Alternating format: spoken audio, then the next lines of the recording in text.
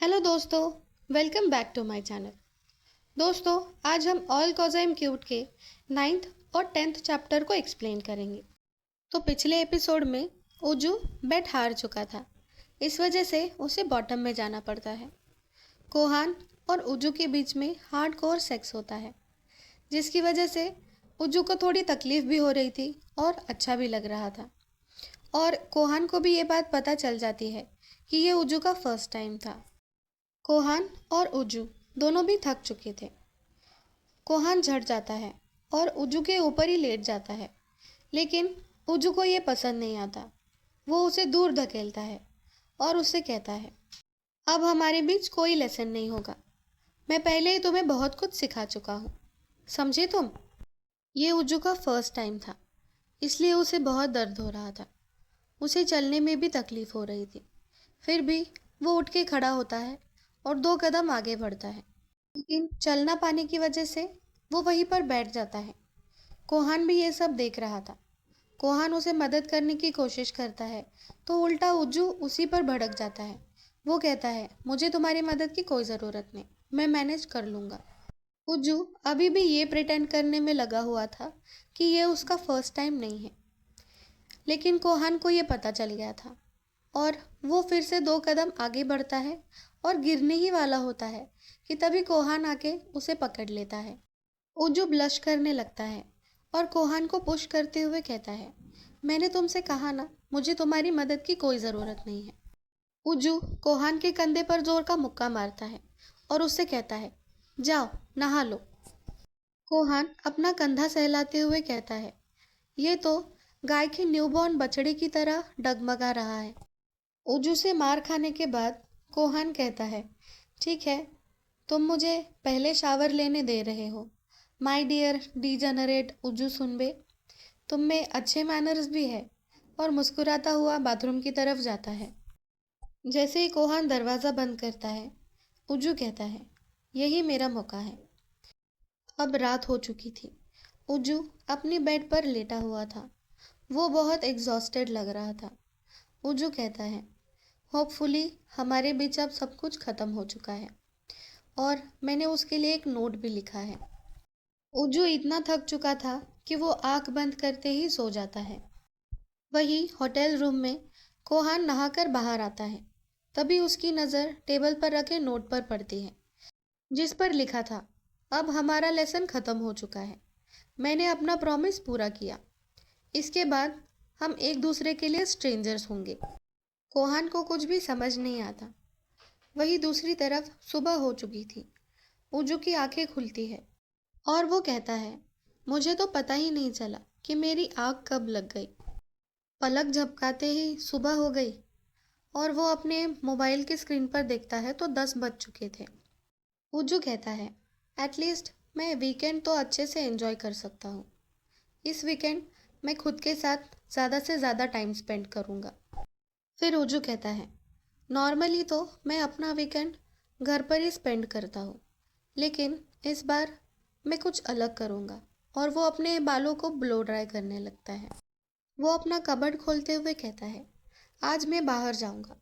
और गाना गाते हुए वो बाहर निकल जाता है।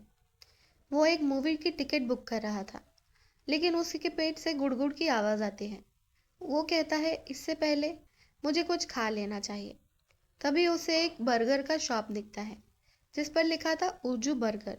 उजू वहीं पर खड़ा होकर उस शॉप को देखने लगता है और कहता है, इससे पहले तो मैंने इस शॉप को नहीं देखा था। क्या ये नई दुकान है? और उसे कुछ याद आने लगता है। उजू कहता है, सुहो योंग भी बर्गर की दुकान डालना चाहता था 6 साल पहले। उजू कहता है, वाह, ये तो बहुत डिलीशियस है। सुहो योंग कहता है, no problem, enjoy the food. Uju thank you कहता है। उजू बताता है, ये है हान सुहो योंग, मेरा पहला प्यार। वो जो हैमबर्गर्स बनाता था वो बेस्ट होते थे। थैंक्स टू हिम हैमबर्गर्स मेरा फेवरेट फूड है। योंग उजू का मुंह साफ करते हुए कहता है, कोई जल्दी नहीं है, टेक योर टाइम। उजू अपने मुंह पर हाथ रखते हुए कहता है, ये बहुत डिलीशियस है। ह्योंग स्माइल करता है और कहता है, क्या ये इतने अच्छे हैं? और उजू के माथे पर किस करता है। और उससे कहता है, तुम बहुत क्यूट हो। उज्जू कहता है, चाहे जितना भी समय बीत जाए, ह्योंग के साथ बिताए हुए पल, वो यादें मैं कभी भी भूल नहीं सकता। मैं ह्योंग को बहुत पसंद करता था और ह्योंग भी मुझे उतना ही पसंद करता था जितना कि मैं। मुझे हमेशा से ये लगता था कि हम एक दूसरे के साथ ऐसे ही खुश रहेंगे, लेकिन मेरी वजह से उसे यहाँ से जाना पड़ा। ह्योंग कहता है, उज्जू, मुझे यहाँ से जाना पड़ेगा। मेरे डैड का बिजनेस अच्छा नहीं चल रहा है, इस वजह से हमें ब्रेकअप करना पड़ेगा।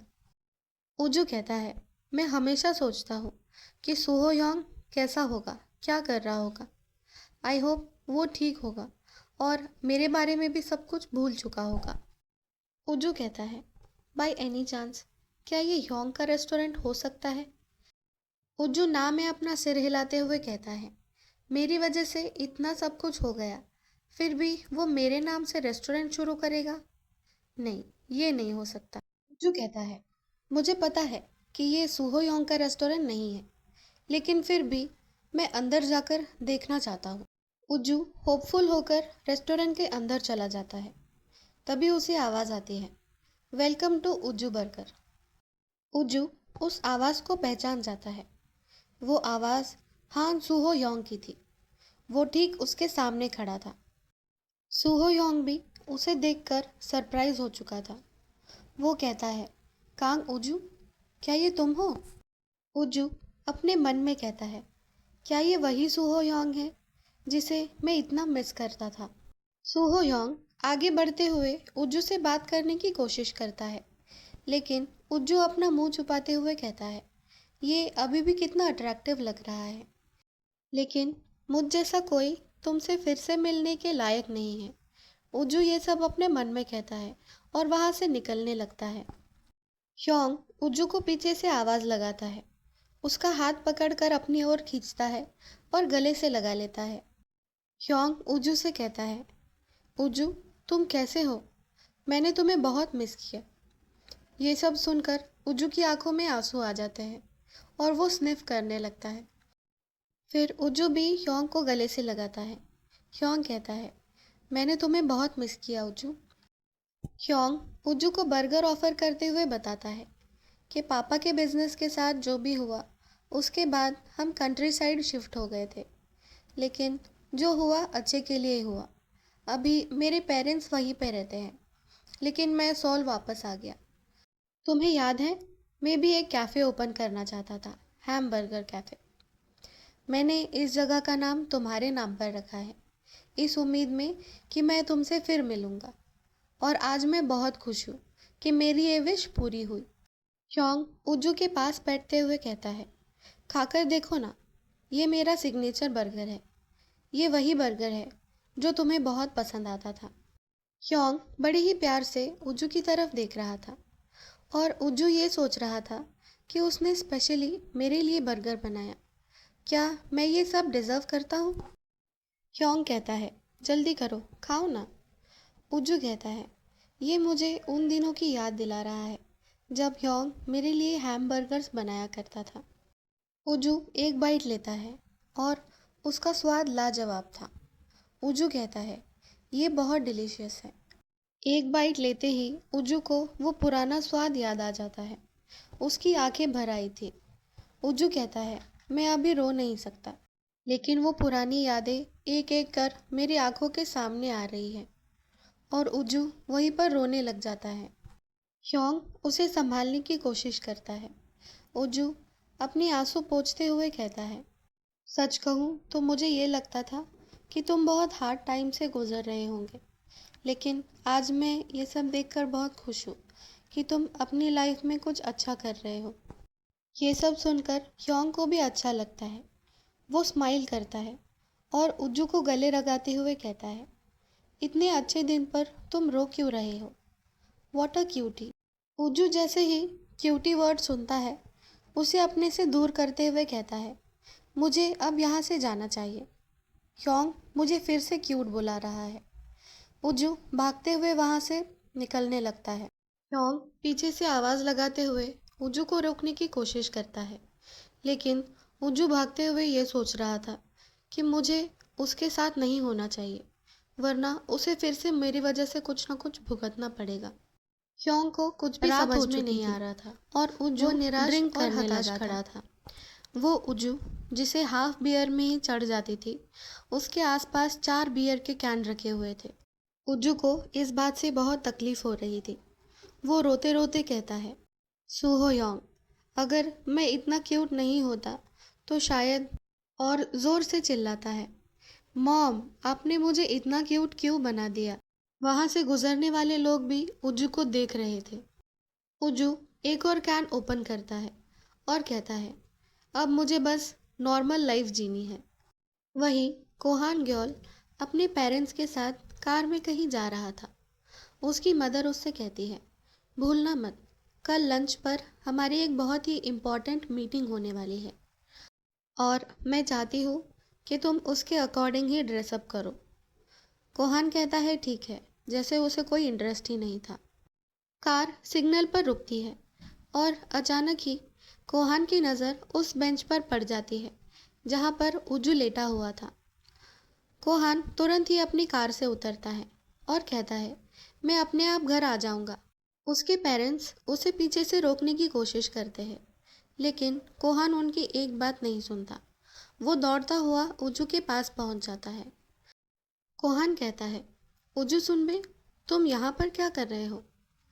उसे जगाते हुए कहता है, अगर तुम यहीं पे सोते रहे तो तुम मुसीबत में पड़ सकते हो।